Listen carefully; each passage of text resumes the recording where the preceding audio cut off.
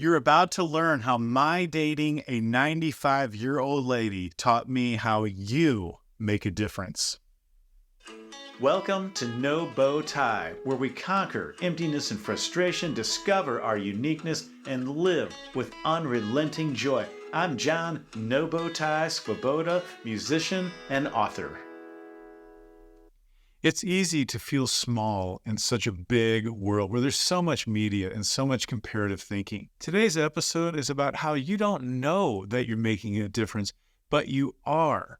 All of your intent does have a ripple effect. So go with me. I'll tell you a story about how I learned it the hard way.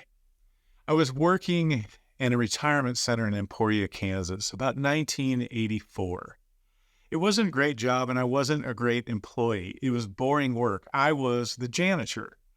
My job was to clean up the cafeteria after they had their lunchtime. This meant wiping up everything from smeared Jell-O to puddles of urine that were left by the residents. I won't say that anybody would want this job, but I met a lady there.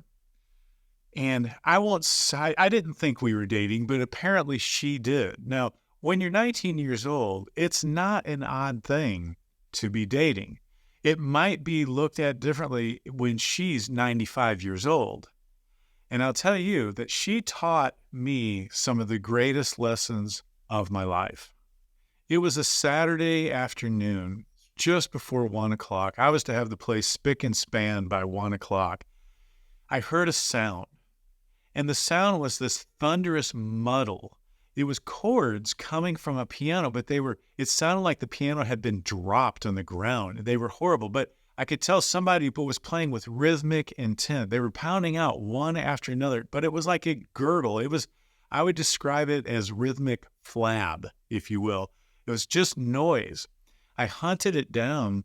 I came around the corner, and just as I did, I heard the sound stop, like the last chord just rung out.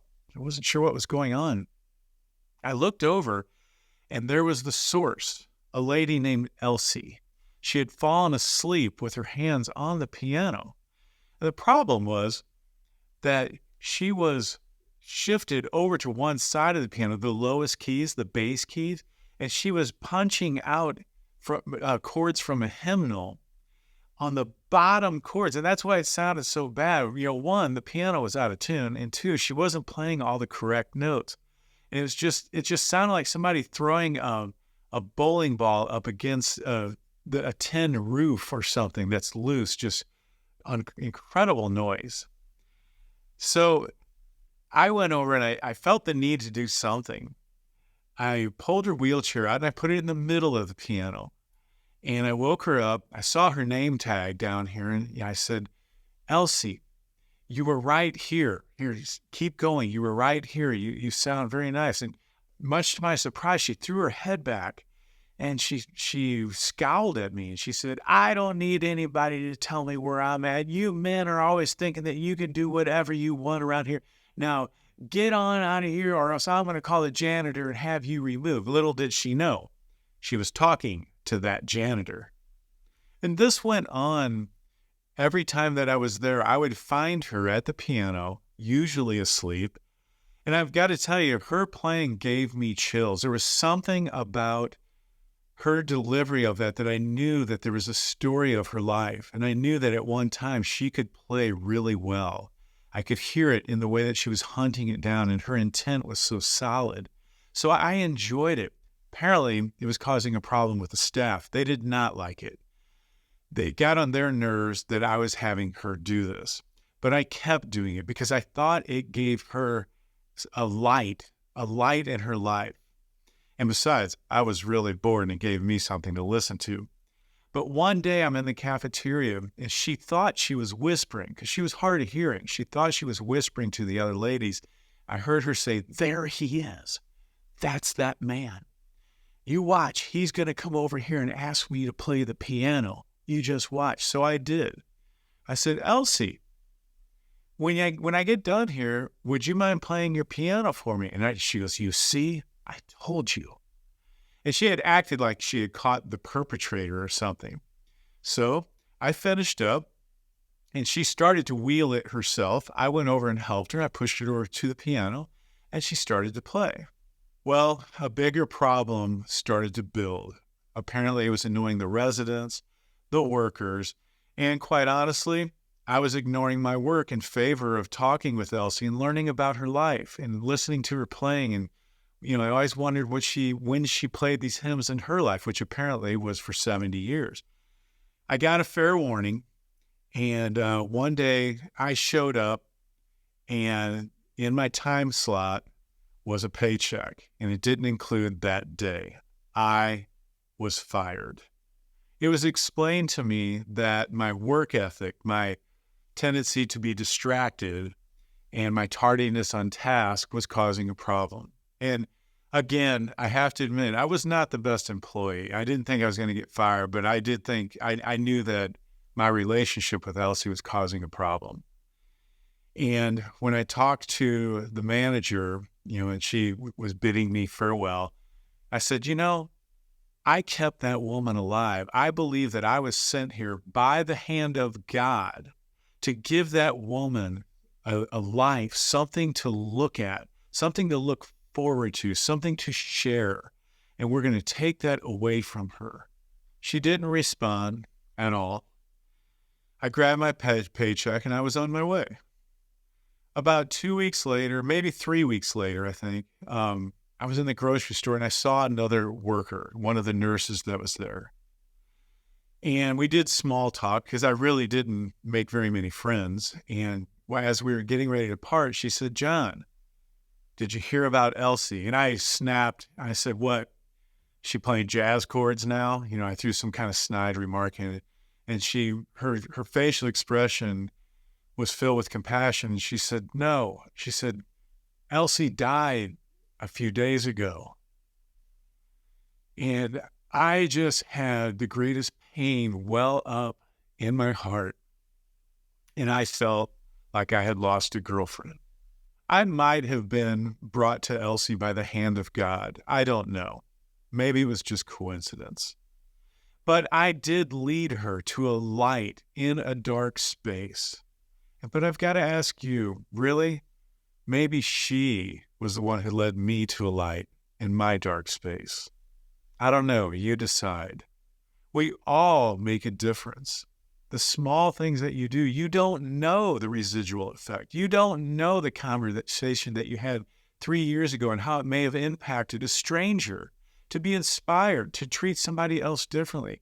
Think of the array of things that you've done in your life that you don't know the effect, the residual effect it had. And I've got a great story that another guy that I met really brought this to the forefront and just kind of slapped me in the face with the effect that we may be all having in our life and just not know it. A great way to make a big difference while you sleep is to support quality material. And if you like what you're hearing here, if you're getting anything out of it, go to patreon.com/Nobotai and give a small donation. We're not sponsored by anybody other than you. And for you to see it, we need your support, and we will continue with the same quality, positive engagements that you've enjoyed so far. So let's get back and hear the second story that I'm going to share with you. He's quite the character. The story takes place in 2018. I'm on my way to California, take an airplane. I get on the plane. I went to the back. It wasn't a full flight. I went to the back and got next to a window because I just wanted to be alone. I had a book and I, huddled in. But I looked up as soon as I sat down, and a guy who's about between 70 and 90 years old is coming my way. He sees the 2 empty seats and he says, "Mind if I join you?" So of course, I say, "Well, sure." In my mind, I'm thinking, but I'm not talking. So he sits down and he lets me know right away that he just came from a funeral. And I started to give my condolences. "Oh, and I'm sorry, and I'm keeping my book out and I keep kind of looking at the pages. And he says, "Oh, no." He says, "But I got to tell you," he says, "people misunderstand the wake." And I kind of sighed and I thought, okay, we're going to talk. I'll bite. Okay. I said, "Well, what do you mean by that? What do you mean people misunderstand the wake?" He spoke probably as he said, no, people misunderstand it. They show up thinking that the person's life is over and that they're saying goodbye to everything that person has done during their lifetime. That's just not how it works. So I said, well, how does it work? You're talking about a wake at a funeral, right? He said, oh, yeah. He said, that's not how it works. He said that the awake is not something that you can schedule. Awake is your life, just like a boat. And he put his hand on, he said, just like a boat gliding through water, your life is the wake that follows. And all the time that you're living, and he was getting excited. He says, all the time that you're living, you're pushing forward, but your wake is pushing out, and it will ripple until it meets the shores. And hopefully it will meet those shores in a good way because it's going to touch people's lives along the way. You pass by and it keeps going. I was quite moved. He was sitting right there, pushing his wake of his life onto me, into my ears and my mind and my heart until I'm spilling it out on you. That gentleman, which was 15 years ago, is now in your mind. His life is now a part of you. The lesson that I learned is one that I'm hoping you've learned already, that you don't know the effect that you're having, but you are having an effect. You are causing something in this world. And we all hope, including you, that it's a good something. You want your ripple effect to come back to you in a way that is meaningful, that you had a sense of purpose while you were alive. The key is not knowing that you cause things. That's just a fact of life. The key is knowing that you can cause things, that you can intentionally cause a ripple effect with people by the way that you are, the attitude that you are, the goals that you set and reach, and what reason you're doing them. What are you about? And if you can't really define that, if you can't answer that question, what you're about, you can do little things that are the best of you. Last week, I received a letter from a parent of a child that I taught 20 years ago. They were thanking me for the principles that I instilled in this child that allowed her the confidence to go on and take some risk, and she got a scholarship in college, which then led to getting a medical degree.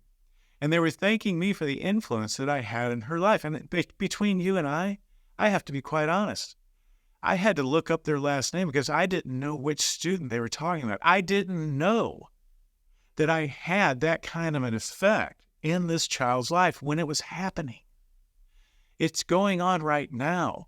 I'm pushing this out to you. What you do with that information is how you're going to leave your residual in the life. Today, when you get done watching this, go out and be the best you that you can be despite the circumstance. Don't let the challenges keep you from surfacing, keep you from putting your energy out in the world. You can decide how to be despite the circumstance. When bad things are happening, your response is going to cause some kind of an effect. Let that response be something that you would want to get back. You can do this. Start by being patient and be kind, but most of all, give. That is what your wake is. It is what you gave in this life. And that's what's going to be out there after you are dead and gone. Your life will continue. You are having an effect. You are not small. You are, in fact, as big as you want to be. What you do with your life will last longer than your life. It will be here without you. Now, we have run out of time. Before I go, be sure to subscribe. Go to nobowtie.com/life. Get on our newsletter. We've got a lot of exciting things, like next week's episode is going to be learning how to live with purpose, how to actually create purpose in your life. There is no better way to live. And I'm going to leave you with a little clip of music, a little clip of No Bow Tie music. This one is a surprise. Be sure to check it out. We'll see you next week. Okay, we're going to let you in yet another No Bow Tie secret. This is in the vault. This is here's the original. It's a Spanish tune.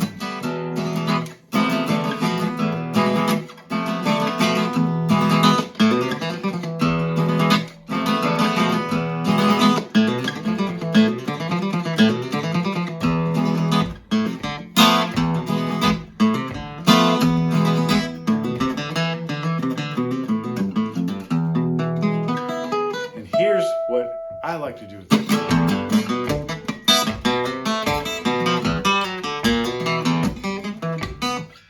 Or like this. And here's what I like to do with it.